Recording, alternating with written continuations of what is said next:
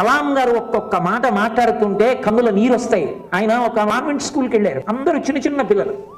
ఆ చిన్న పిల్లల దగ్గరికి వెళ్ళి ఆయన ఆ పిల్లలందరూ అంతా చూసి ఓ మాట అన్నారు, వీళ్ళకి ఏం తెలుస్తుంది పిల్లలు అని. ఆయన అన్నారు, do you know about national integration, can you contribute anything on that అన్నారు.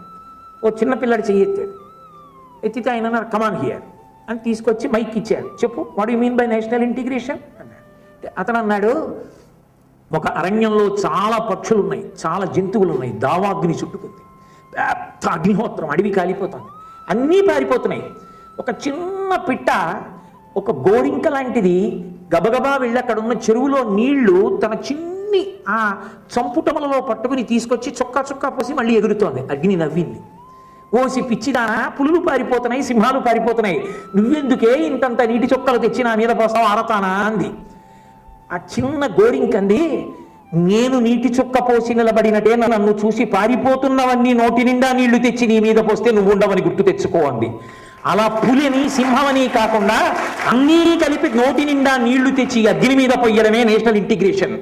ఏ భేదాలు లేకుండా, ఏ వ్యత్యాసాలు లేకుండా దేశభక్తి, దేశ పునర్నిర్మాణం, దేశ అభ్యున్నతిలో అందరం కలిసి చెయ్యి చెయ్యి పట్టుకుని నిలబడగలగడమే నేషనల్ ఇంటిగ్రేషన్. అదే నాకు అర్థమైంది అన్నాడు.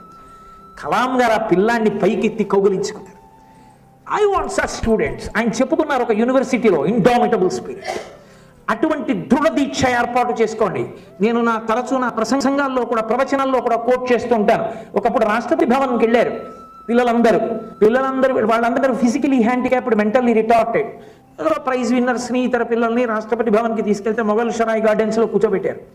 పిల్లలతో ఏం మాట్లాడతాను పాపం, వాళ్ళందరూ వికలాంగులు, వాళ్ళని ఉత్సాహపరచడానికి కలాం గారు మంచి కవి, ఆయన చిన్న చిన్న పొయం రాసుకుని స్టాండ్సా పట్టుకుని వచ్చారు. వచ్చి మనందరికీ తల్లి తండ్రి ఒకడే, బలవంతుడైన వాడి గురించి తల్లి తండ్రి ఆలోచించారు, బలహీనుడి గురించి ఆలోచిస్తారు, అయ్యో వీడు ఎలా అని ఆలోచిస్తారు, అందుకే పరమేశ్వరుడు మీ గురించి ఆలోచిస్తాడు, బెంగ పెట్టుకోకండి అన్నారు. అదేదో ఓదార్పు మాటలా తామేదో కష్టంలో ఉన్నట్టు, తమ తక్కువైనట్టు మాట్లాడుతున్నారు ఏమిటనిపించింది ఒక ఇరాన్ నుంచి వచ్చిన పిల్లాడికి. వాడు వెంటనే ఒక కాగితం ముక్క తీసుకుని పెర్షియన్ భాషలో కవిత్వం రాసి, వాడికి మోకాళ్ళ వరకు కాళ్ళు లేవు, వాడు డేకుతూ కలాం గారి దగ్గరికి వచ్చి ఇలా ఇలా కొట్టాడు. కొడితే ఇలా వంగి ఆయన ఏమిటన్నారు, ఆ కాగితం ఇచ్చాడు.